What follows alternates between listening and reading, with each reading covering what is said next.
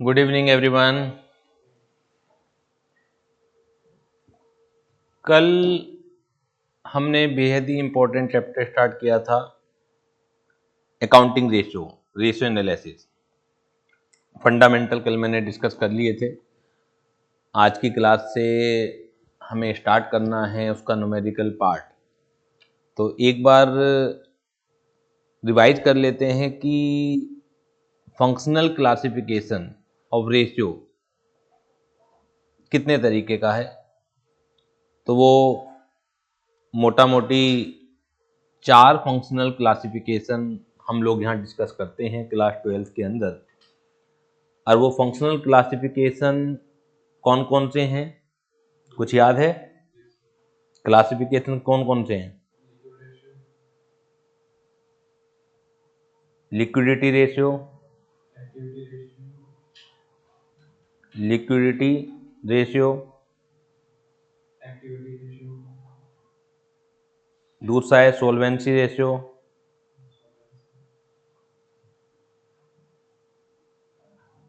तीसरा है activity ratio,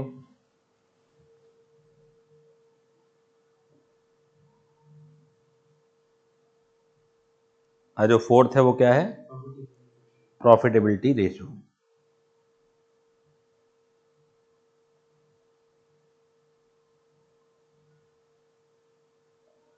total हमें जो यहाँ पे स्टडी करने हैं रेशो, वो टोटल 18 है, 18 ही नंबर है। जैसे कल की क्लास में हमने स्टार्ट किया था, थ्योरी ही पढ़ी थी अभी, उसे मैं फिर दोबारा से रिवाइज करा रहा हूँ। लिक्विडिटी रेशो, लिक्विडिटी रेशो के अंदर कितने रेशो आते हैं? यहाँ पर 2 आते हैं। अब बहुत पूछे जाते हैं दोनों के दोनों ही, current ratio, current ratio and liquid ratio. ठीक है। करंट रेशियो का जो फॉर्मूला है वो क्या है? करंट रेशियो जो है वो है current asset divide by current liability. Clear? Current asset क्या है? फाइनेंशियल स्टेटमेंट आपको याद आ रहा होगा। एसेट साइड को हमने 2 पार्ट में डिवाइड किया था, नॉन करंट एसेट और करंट एसेट। तो वही है करंट एसेट। करंट एसेट क्या है?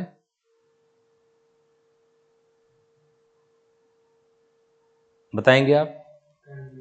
Current investment, very good. Current investment plus inventory, very good.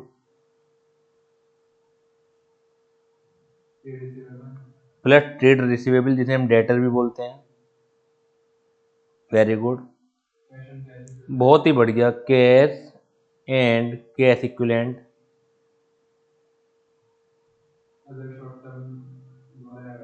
Short term loan and advance,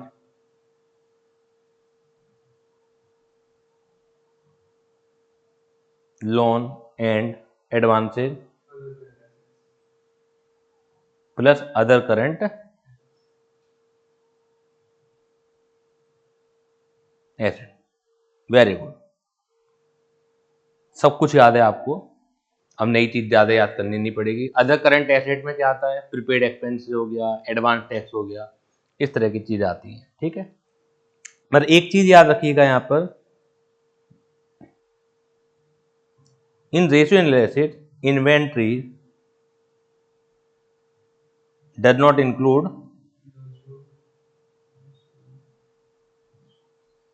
loose tools,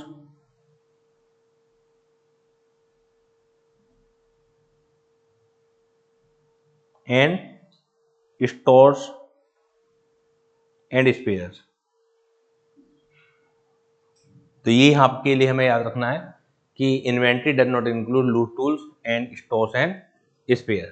clear? Current liability क्या होती हैं? फाइनेंशियल स्टेटमेंट में हमने ये भी पढ़ा था। Current liabilities short term borrowing,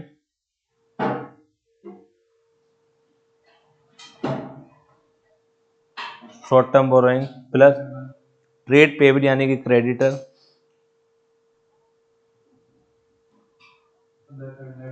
other current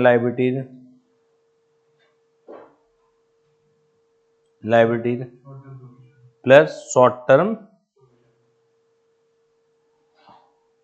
provision. Clear? बिल्कुल अच्छे तरीके से आपको बैलेंस शीट याद है, इससे ये पता लग रहा है। तो वहाँ पे अच्छी तरीके से मैंने आपको समझाया था कि आइटम के बारे में, उसके अंदर क्या क्या चीज़ें आती हैं वो भी मैंने पढ़ाया था। अब यहाँ सब उन चीज़ों की जरूरत पड़ेगी। तो करंट एसेट का मतलब पता लग गया आपको, करंट लायबिलिटीज का मतलब पता लग गया, करंट रेशियो का फॉर्मूला आपको मालूम है और स्टैंडर्ड भी मालूम है 2:1। जो स्टैंडर्ड रेशियो है करंट का वो क्या है? स्टैंडर्ड जो है 2:1। एक चीज और याद रखिएगा, वैसे हम पहले भी पढ़ के आ चुके हैं, working capital is equal to working capital का जो फॉर्मूला होता है वो current asset minus current liability. क्योंकि कभी इंफॉर्मेशन कुछ होगी, कभी इंफॉर्मेशन कुछ होगी, उस तरीके से फिर हमें रेशियो निकालने पड़ेंगे। ठीक है ना? ऐसा नहीं कि हमेशा डायरेक्ट इंफॉर्मेशन आपको दे देंगे और बिल्कुल रखे हुए मार्क्स आपके पास आ जाएंगे, जैसे कॉमन सा स्टेटमेंट में आते हैं, क्योंकि उस चैप्टर में तो कुछ भी नहीं करना आपको। ठीक, यहाँ पर थोड़ा सा उतरना पड़ेगा गहराई के अंदर और चीज़ों को एनालाइज करना पड़ेगा। अब जैसे बिल्कुल बेसिक क्वेश्चन आपके सामने है, from the following information calculate the current ratio. ये कुछ इंफॉर्मेशन है और ये भी ध्यान रखिएगा, मैनी टाइम्स जो एग्जामिनर है वो इंफॉर्मेशन के देने के तरीके से भी जाता है। जब ये टेबल फॉर्म में इंफॉर्मेशन होगी तो क्वेश्चन ऑलवेज आपको इजी लगेगा, लेकिन जब ये पैराग्राफ की फॉर्म में होती हैं, कोमा लगा लगा के inventory, comma trade receivable, comma prepaid expenses, तो मैनी टाइम्स क्वेश्चन पूछने का जो तरीका है, कई बार बच्चा उससे भी उलझ के रह जाता है। ठीक है, तो ये बिल्कुल क्लियर कट होती है इन्फॉर्मेशन। वहां पे आप पढ़ कुछ रहे हैं, अमाउंट कुछ और आपने ध्यान से गलती से उतार लिया, तो वहां पे भी गलती होने के चांसेस है। तो from the following information calculate the current ratio. Current ratio तो बात की बात है, उसमें तो current asset divide by current liabilities आपको लगाना है। उससे पहले आपको क्या पता होना चाहिए कि करंट एसेट कितनी है और करंट लायबिलिटीज कितनी है। तो करंट एसेट यहां पर जो आएंगी, current asset is equal to, यहां पे इन्वेंट्री आएगी प्लस ट्रेड रिसीवेबल्स आ जाएंगे प्लस प्रीपेड एक्सपेंसेस आ जाएंगे plus cash and cash equivalent आ जाएगा। बस यही दो चार चीजें, इसके अलावा तो कुछ है नहीं। तो हम निकाल लेते हैं 70,000 प्लस 45,000 प्लस 5,000 और प्लस 20,000। आप अगर ये नहीं भी लिखते हैं, क्योंकि ये अभी 12th का एग्जाम है, inventory plus trade receivable plus prepaid expenses plus cash, directly current asset is equal to ये लिख देते हैं तो भी काम चल जाएगा। ठीक है, ये डिपेंड ये भी करेगा कि पेपर की लेंथ कितनी है, कहीं इन्हें लिखने के चक्कर में आपका पेपर छूट तो नहीं रहा है, तो उस चीज का भी आपको ख्याल रखना पड़ेगा। तो how much it comes to 70,000 plus 20,000 90 और 50 1,40,000। करंट लायबिलिटीज के अंदर यहां पर केवल दो चीजें हैं, ट्रेड पेबल और प्लस शॉर्ट टर्म बोरिंग यानी कि बैंक ओवरड्राफ्ट। ठीक है, तो 80,000 प्लस 10,000 90,000 आ गया। ये दोनों चीजें आपके पास हैं, तो करंट रेशियो क्या है? Current asset divide by current liabilities. Current asset कितनी है? 1,40,000। करंट लायबिलिटीज कितनी है? 90,000। ठीक है, तो रेशियो की फॉर्म में निकालना है तो इस 4 जीरो से 4 जीरो कट गई, 4 जीरो से 4 जीरो कट गई।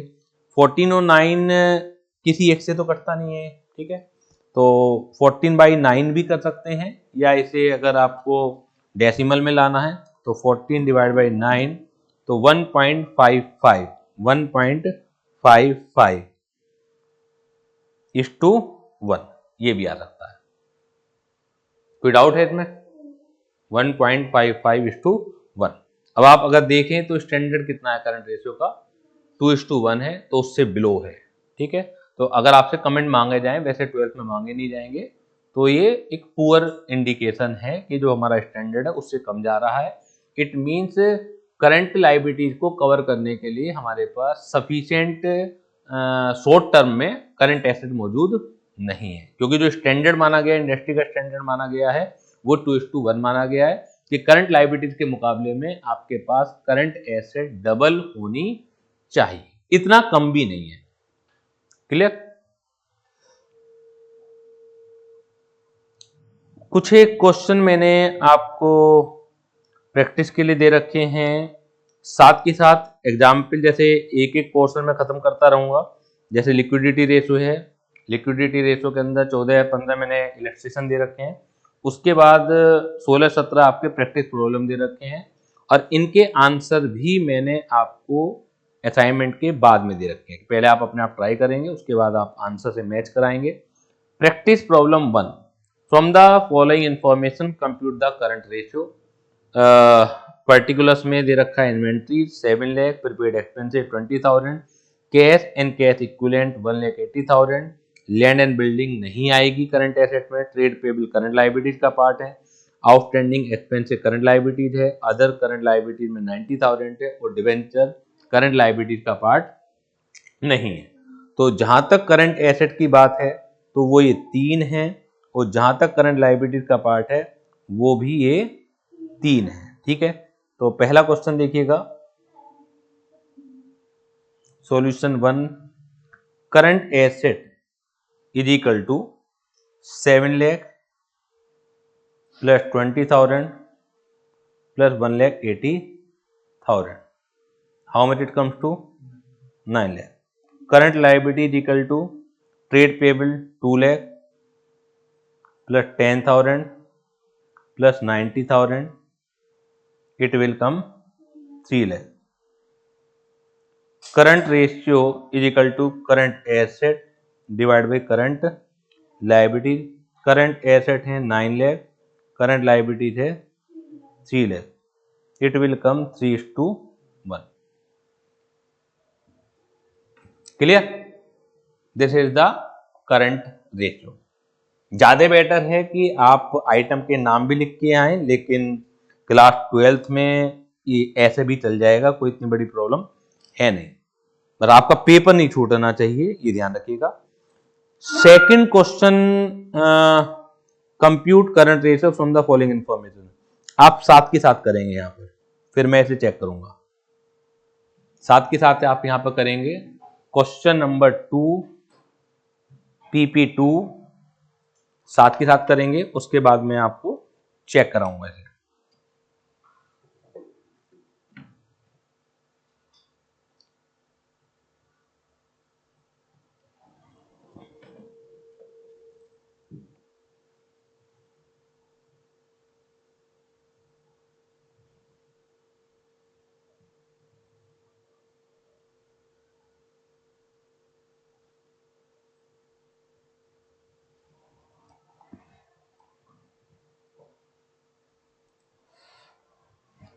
शेष बेटा, आप लोगों ने ट्राई कर लिया है, तो किसी का आंसर कुछ आ रहा है, किसी का आंसर कुछ आ रहा है, तो एक बार मैं भी इसे करा देता हूं।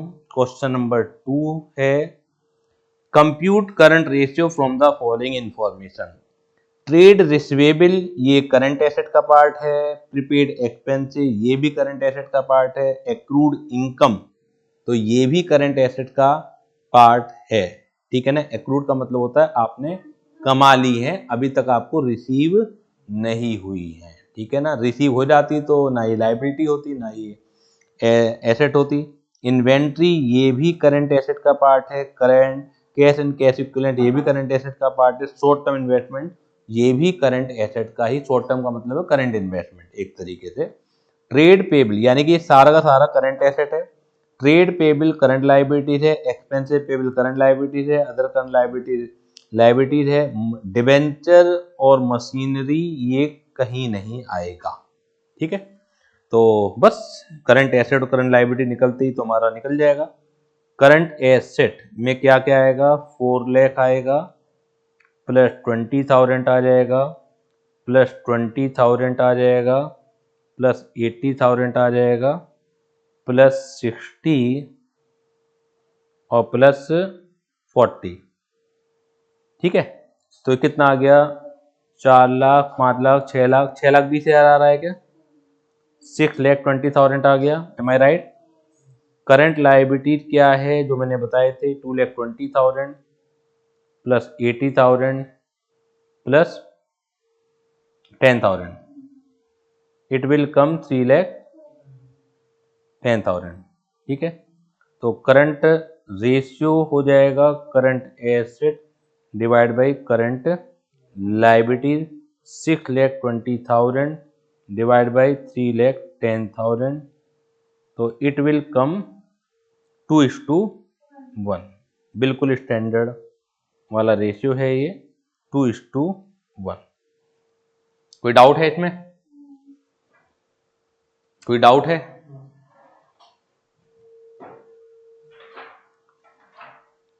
अब क्वेश्चन नंबर 3 कीजिए, क्वेश्चन नंबर 3, इसके लिए भी मैं टाइम दे रहा हूं आपको। क्वेश्चन नंबर 3 प्रैक्टिस बहुत करनी पड़ेगी, इससे ना केवल यहाँ की प्रैक्टिस होगी बल्कि आप अगर इनडायरेक्टली देखें तो यहाँ पे आइटम के नाम है, तो फाइनेंशियल स्टेटमेंट की भी प्रैक्टिस हो जाएगी कि कौन सी चीज कहाँ थी। जैसे सपोज कीजिए आप ऑन द फेस तो मोटे मोटी हेडिंग पढ़ते हैं वहां पर, लेकिन उस हेडिंग के अंदर क्या आता है, अदर करंट लायबिलिटीज में क्या आएगा, अदर करंट एसेट में क्या आएगा, तो यहाँ तो एग्जैक्टली नाम आएंगे वो।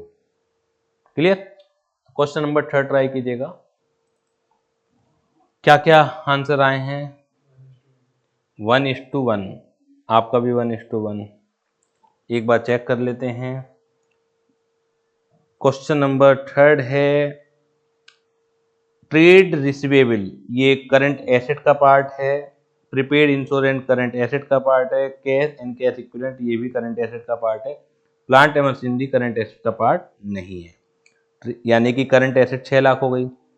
ट्रेड पेबल करंट लायबिलिटीज का पार्ट है, अदर करंट लायबिलिटी 1 लाख है, current maturity of the long term debt, long term borrowing, long term borrowing तो करंट लायबिलिटीज का पार्ट नहीं है। ये current maturity of long term debt क्या है, तो ये भी करंट लायबिलिटीज का ही पार्ट है। समझते हैं ना, current maturity of the long term debt अच्छी तरीके से वहाँ समझाई थी, अब उसका यहाँ यूज होना है कि लॉन्ग टर्म डेट रहा है ये पहले, लेकिन वो कभी ना कभी तो मैच्योर होगा, जैसे डिबेंचर होते हैं, लेकिन कभी ना कभी तो इंस्टॉलमेंट में रिडीम होंगे ना वो, तो उनका रिडेम्पशन 12 महीने के अंदर होगा, तो उन्हें कह देते हैं हम लोग current maturity of the long term debt. तो 2,50,000, तो ये भी 6 लाख आ रहा है, ये भी 6 लाख आ रहा है, तो आपका आंसर बिल्कुल करेक्ट है। इसका आंसर है 1:1, बिल्कुल करेक्ट आंसर है। क्लियर? 4th क्वेश्चन ट्राई कीजिए, देखते हैं कि हो पाता है या नहीं हो पाता है। ये उलझा हुआ क्वेश्चन है, दिमाग लगाइए। अभी तक तो सीधे सीधे क्वेश्चन चल रहे थे।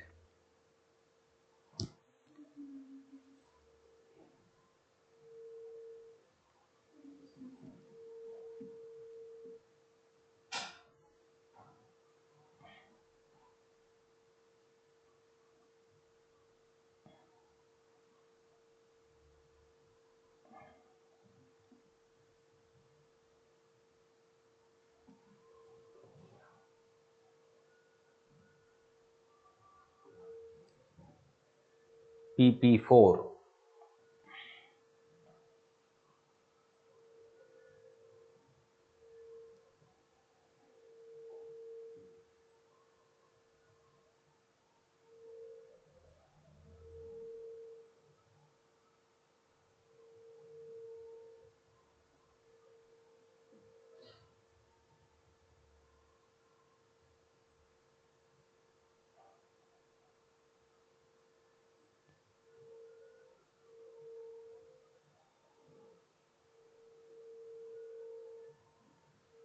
कुछ दिमाग नहीं लग पा रहा है। हाँ थोड़ा थोड़ा लगाओ, मैं ये नहीं कह रहा कि 100% लग ही जाएगा। पहली बार आपके सामने इस तरह का क्वेश्चन आया है तो देखते हैं कि कहाँ तक आप बढ़ पाते हो। बाकी मैं तो सामने हुई हूँ, करके जरूर देखो। तुम्हें भी मैं कह रहा हूँ, गलत होगा तभी सही पर हम लोग आएंगे।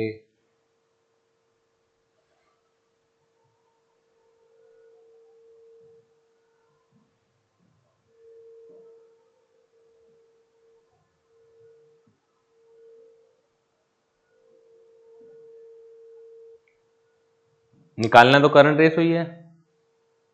करंट रेशो निकालना है तो करंट एसेट भी मालूम होनी चाहिए, करंट लायबिलिटी भी मालूम होनी चाहिए।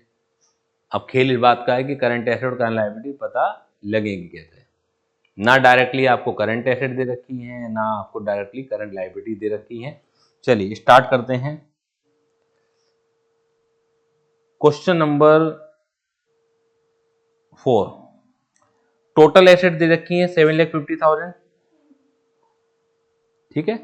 फिक्स्ड एसेट दे रखी है 4 लाख, इधर शेयर होल्डर फंड दे रखा है, इधर नॉन करंट लायबिलिटी दे रखी है, इधर नॉन करंट इन्वेस्टमेंट दे रखा है।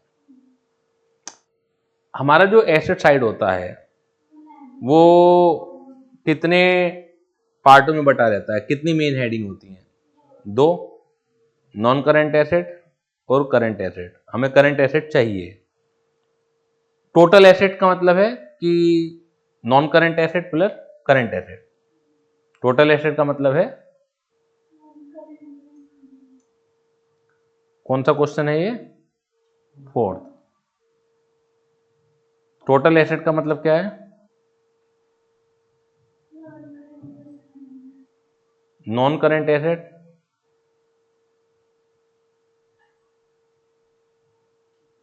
Plus current asset. Am I right?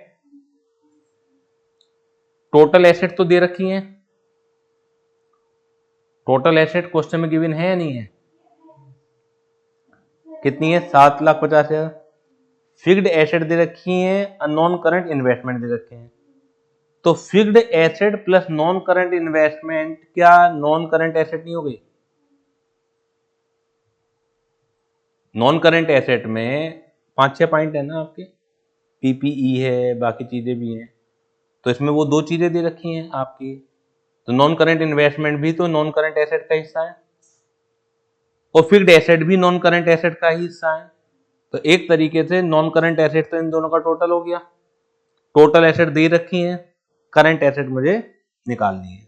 तो टोटल एसेट 7.5 लाख है, फिक्स्ड एसेट 4 लाख है और 2 लाख आपकी नॉन करंट इन्वेस्टमेंट है 2.5 लाख रुपए, ठीक है।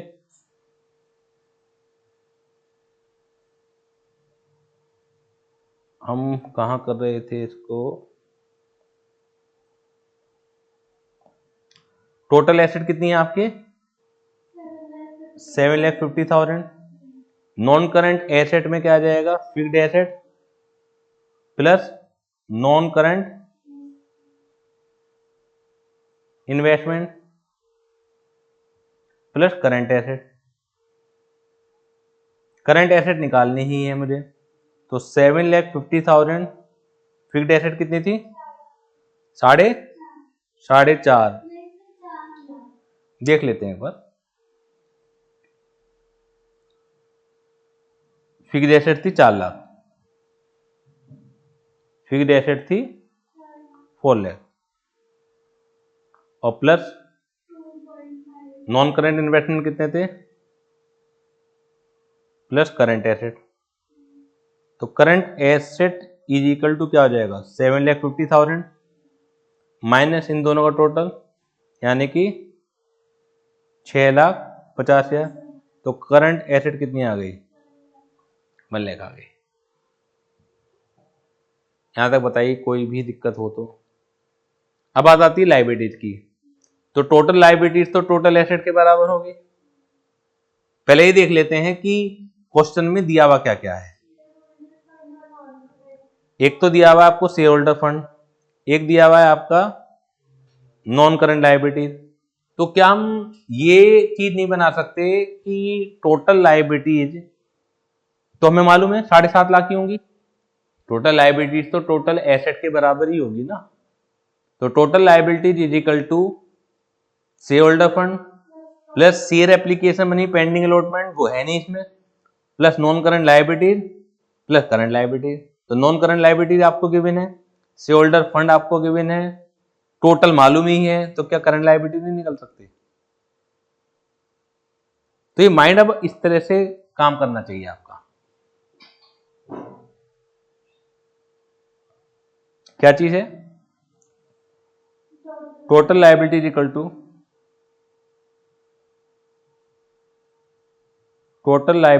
टू शेयर होल्डर फंड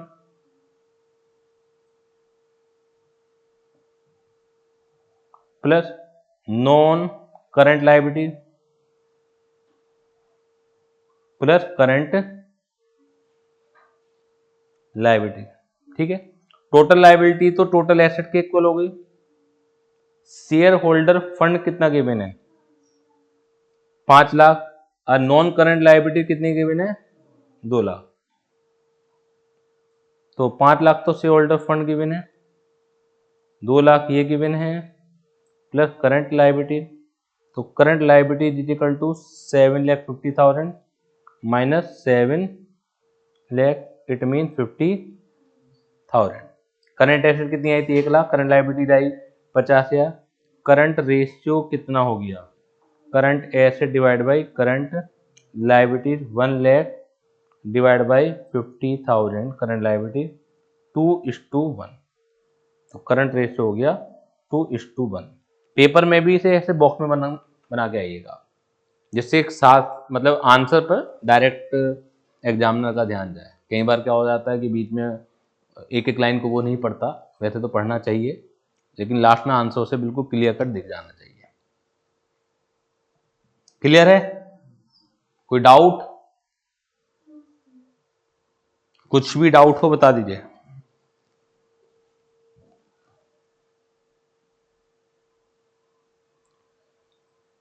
चलिए क्वेश्चन नंबर 5 ट्राई कीजिए। क्वेश्चन नंबर 5 ये तो कर ही सकते हैं।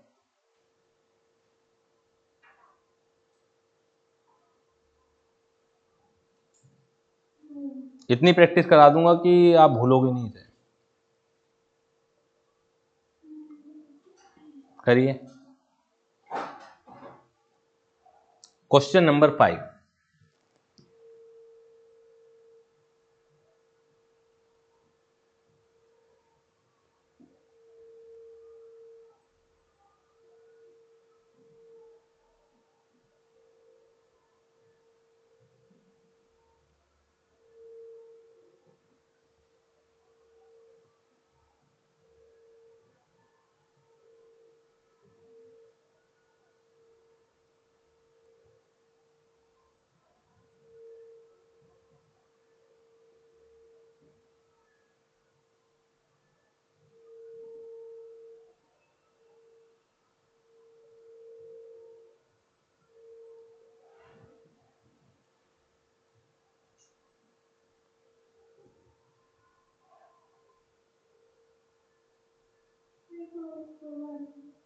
टू इस टू तुम्हारा भी आ गया।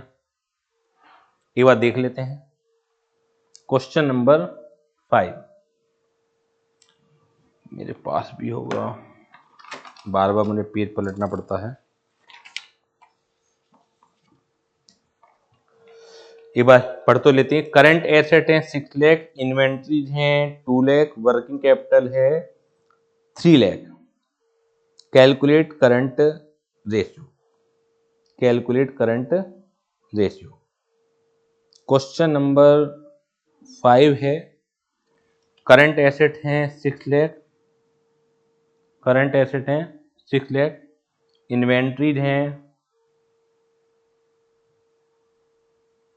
2 लाख और वर्किंग कैपिटल है 3 लाख। क्लियर है? वर्किंग कैपिटल क्या होती है? Working capital is equal to current asset minus current liability. तो hence current liability is equal to current asset minus working capital. क्या हम ये कह सकते हैं, बताइए। करंट लायबिलिटी इधर आ गया, वर्किंग कैपिटल इधर आ गई, तो करंट लायबिलिटी हमें निकालनी है। करंट एसेट कितनी है 6 लाख और वर्किंग कैपिटल कितनी है 3 लाख, तो 3 लाख आ गया। इन्वेंट्री की जरूरत भी नहीं पड़ी हमें अलग से। तो करंट रेशियो क्या होता है, current asset divide by current liability, 6 lakh divide by 3 lakh, इसका मतलब है 2:1। तो आपका आंसर बिल्कुल सही था। इसी तरीके से तो निकाला होगा।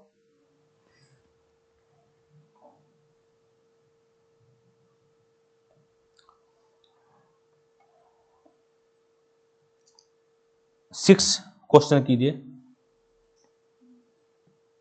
Question number 6।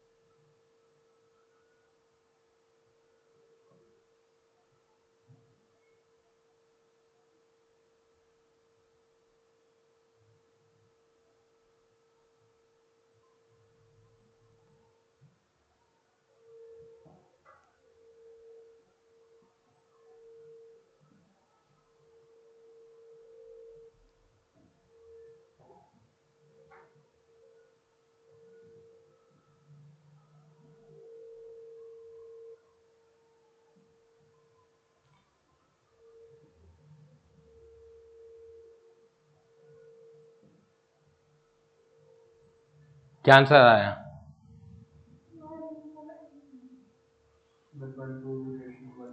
1.2:1। तुम्हारा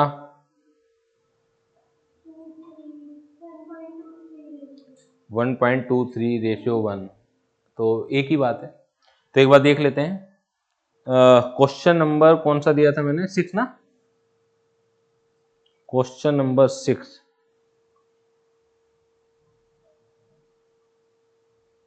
क्वेश्चन नंबर 6 में क्या है, करंट एसेट है 525, करंट एसेट है 5,25,000, इन्वेंट्रीज हैं 2 lakh including loose tools 75,000, working capital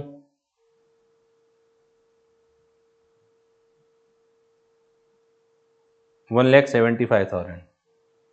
current ratio निकालना है हमें, ठीक है। करंट रेशियो मतलब current asset divide by current liability. इसमें देखिए एडजस्टेड करंट एसेट मुझे निकालनी पड़ेंगी सबसे पहले। अब करंट एसेट 525 दे रखी है, इन्वेंट्री उसमें जुड़ी भी होगी और इन्वेंट्री के अंदर लूज टूल भी है, but in ratio analysis chapter current asset does not include loose tool, ठीक है। तो इसमें तो सब कुछ जुड़ा हुआ होगा ना, ये तो बैलेंस शीट के हिसाब से जब तक कुछ नहीं कहा गया। तो एडजस्टेड करंट एसेट जो निकालनी पड़ेगी 5,25,000 माइनस 75,000, एम आई राइट। तो इट विल कम 4,50,000, ठीक है। बस अब तो जैसे पुराना वाला क्वेश्चन था उसी की तरह का हो गया। करंट लायबिलिटी जब आप निकालोगे तो current asset minus working capital आ जाएगा। आप working capital is equal to current asset minus current liabilities करते हो ना, तो करंट लायबिलिटीज को हम current asset minus working capital लिख सकते हैं, नहीं लिख सकते, लिख सकते हैं।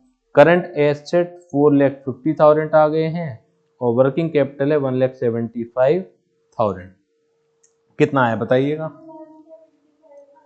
2,75,000। मैं आपके ऊपर विश्वास कर रहा हूं, मैं कैलकुलेशन नहीं कर रहा हूं। करंट रेशियो क्या हो गया, current asset divide by current liability. Current asset कितना था, अमाउंट इतनी आई थी आपकी या अलग आई थी? मतलब 450 और 275 ही आई थी अमाउंट। तो 450 डिवाइड बाई 275,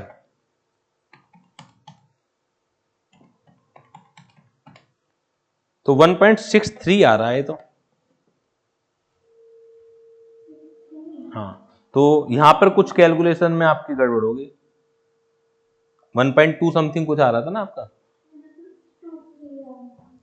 हाँ 1.23 ना, लेकिन 1.23 1.63 में अंतर है, तो वो कैलकुलेशन में आपसे डिवाइड करने में गलती हो गई है। बाकी तो यही आ रहा था ना, करंट एसेट और करंट लायबिलिटी का टोटल। तुम्हारा भी ये आ रहा था, तो बाकी तो कैलकुलेशन का मैटर है। सेवेंथ देखिएगा, सेवेंथ फटाफट कीजिए। क्वेश्चन नंबर 7, वर्किंग कैपिटल है 1,20,000, टोटल एसेट है 8 लाख, नॉन करंट एसेट है 5 lakh. Find current ratio.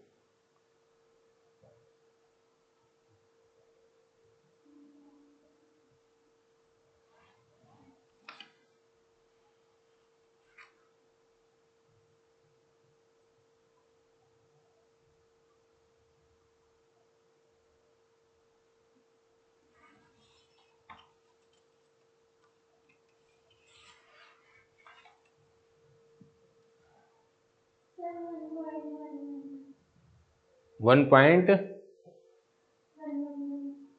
Seventh का ना,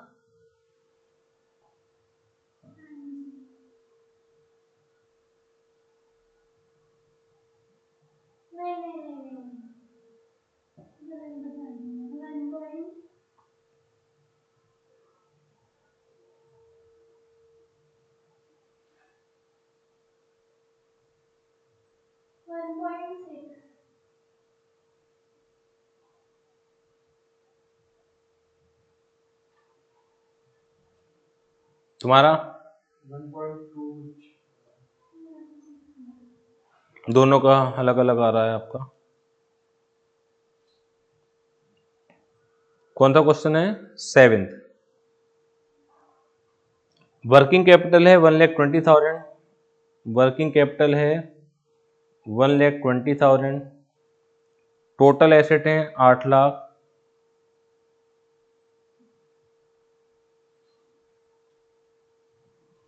non current asset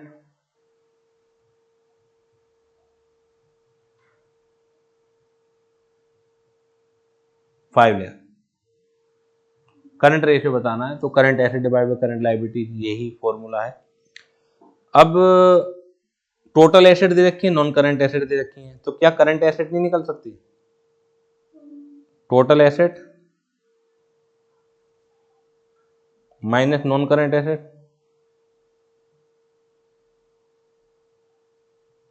am I right? 8 lakh minus 5 lakh, 3 lakh हो गया। वर्किंग कैपिटल है, करंट एसेट है, तो करंट लायबिलिटी नहीं निकल सकती क्या?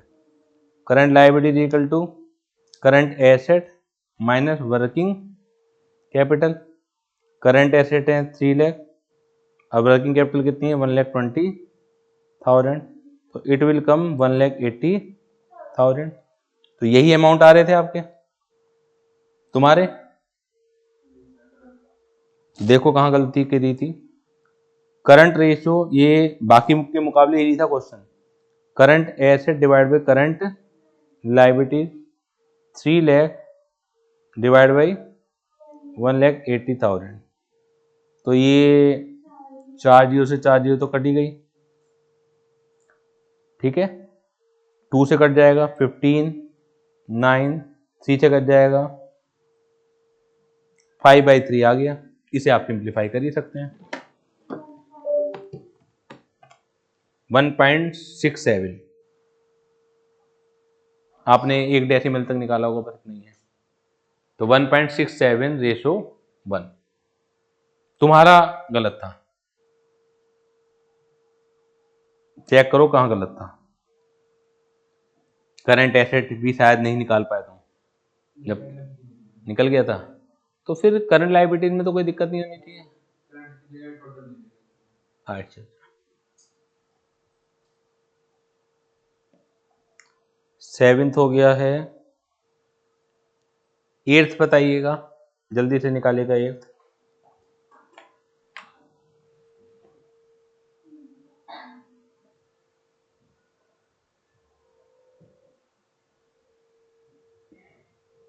Question number eighth.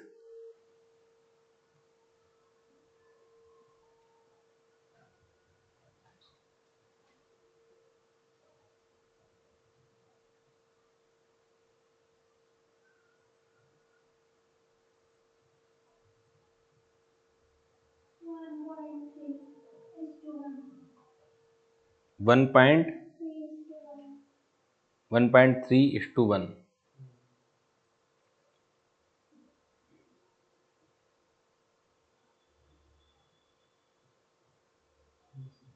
यही आ रहा है। चलिए 1.3:1 बिल्कुल करेक्ट आंसर है। नाइन्थ देखिए,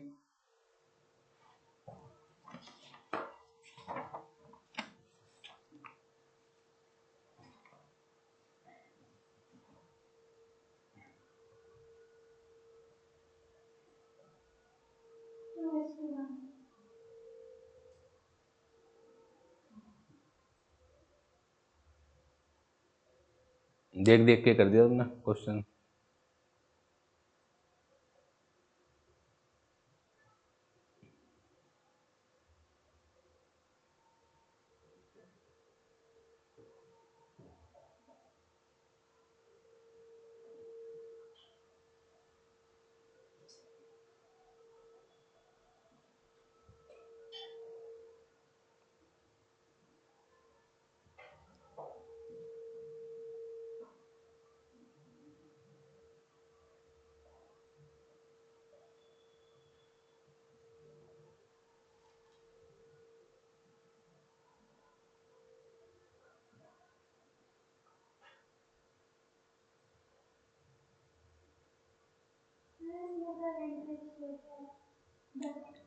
क्या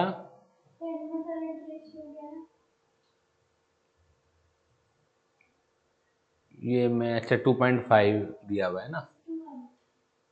हाँ ये मुझे चेक करना पड़ेगा।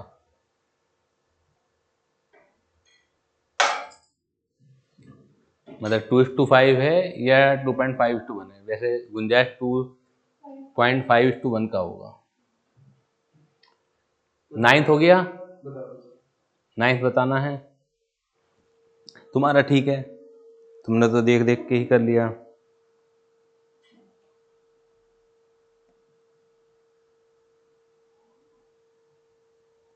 नाइन्थ में क्या क्या चीजें दी हुई हैं? Working capital 2 lakh,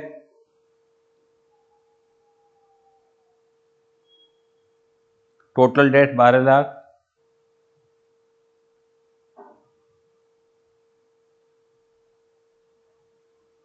non current liabilities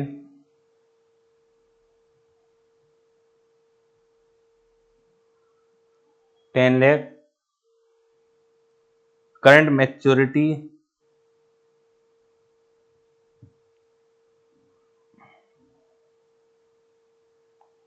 मैं इतना ही लिख दे रहा हूं 2 lakh. Find current ratio. Working capital दे रखा है, गुड। अब आपको चाहिए या तो करंट एसेट पता लग जाए पहले या करंट लायबिलिटी पता लग जाए। करंट एसेट पता लग नहीं सकती क्योंकि कोई इंफॉर्मेशन दे नहीं रखी, तो पहले करंट लायबिलिटीज का ही पता लगाना पड़ेगा। ठीक है ना। तो टोटल डेट्स 12 लाख रुपए के हैं। नॉन करंट लायबिलिटीज आपकी कितनी है? 10 लाख रुपए की। करंट मैच्योरिटी कितनी है? 2 लाख रुपए की। तो बताइए कैसे निकालूं मैं?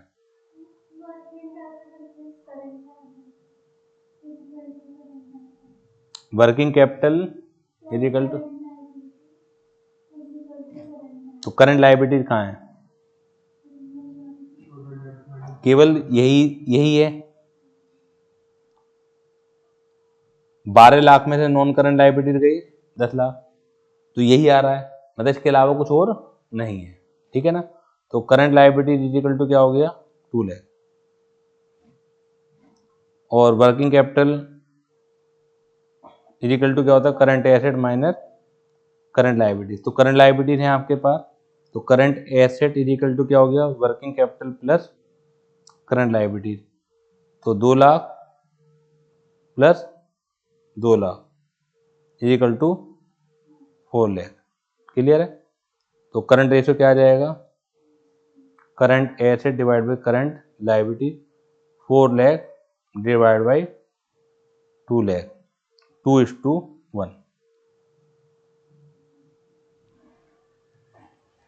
सारा का सारा खेल इस बात का है कि आप जो गिवन इन्फॉर्मेशन है किस तरह से उन्हें अरेंज करते हैं और अपने मतलब की जो चीजें हैं निकाल लेते हैं।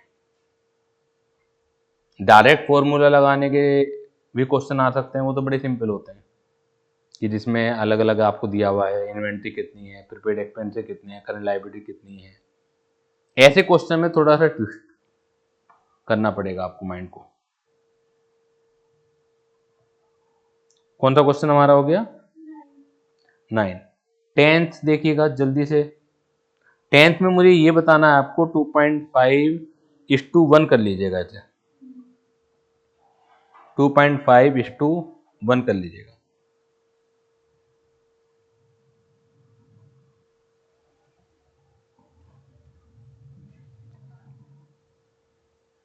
जल्दी करो इसे।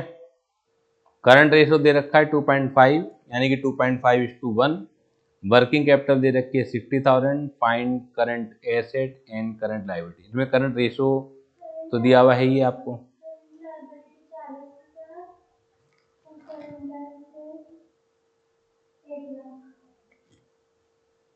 ठीक है। नहीं हो रहा तुम पे, करो बेटा। ये तो थोड़ी होती है कि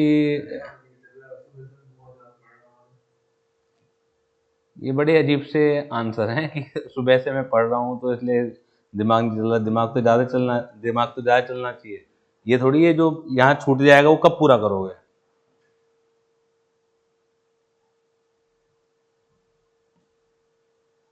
कौन सा है 10th है। करंट रेशो दे रखा है 2.5:1। वर्किंग कैपिटल दे रखी है 60,000। Find current asset and current liability. तो let current liability is equal to X, ठीक है। अब क्योंकि एक्स करंट लायबिलिटीज है तो सो करंट एसेट क्या हो जाएंगी 2.5x हो जाएगी, ठीक है। फॉर्मूले से current ratio is equal to 2.5:1, तो उससे 2.5x हो जाएंगी। इतना तो मैथमेटिकली टूल लगा ही लोगे। वर्किंग कैपिटल क्या होता है current asset minus current liability. ये 60,000 दे रखा है। करंट एसेट कितनी है 2.5x माइनस एक्स, तो यानी कि 1.5x इज इक्वल टू 60,000। तो x is equal to 60,000 divide by 1.5, तो इट विल कम 40,000। और x को हमने क्या माना था करंट लायबिलिटी माना था। तो so current liability is equal to 40,000 और current asset is equal to 2.5 into 40,000, it will come 1 lakh. Clear है।